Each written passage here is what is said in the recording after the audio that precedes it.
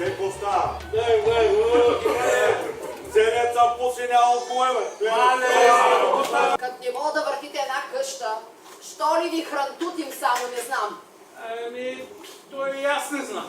Искам ли? Гледай, искам всяка сутрин, като отивам на работа, да ми затъкваш по една кичица, зато няма да ги бие. А ти мене ще ме биеш. Кой? Аз? Тебе да бия. Бабанко! В общината. Па какво говориш? От работа ми са запаляла главата.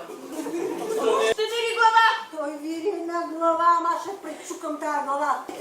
Така ще отида да ме лечи за довече. Чули? Да си подумаме. Чули?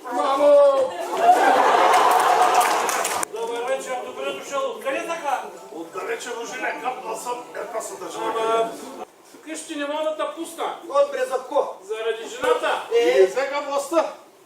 Свалиха ли бутурите и калпаците? Той има гащи. И кълпак! Чакай, ти къде чеш?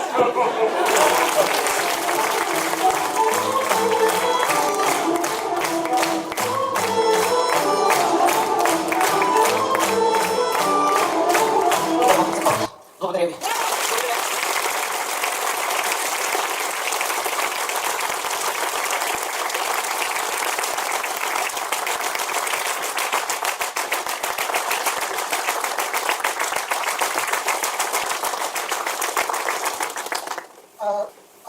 Ако ми позволите, от името на публиката и на домакините да изкажа своята възхита от единствения в област Кърджали самоден театър в читалище.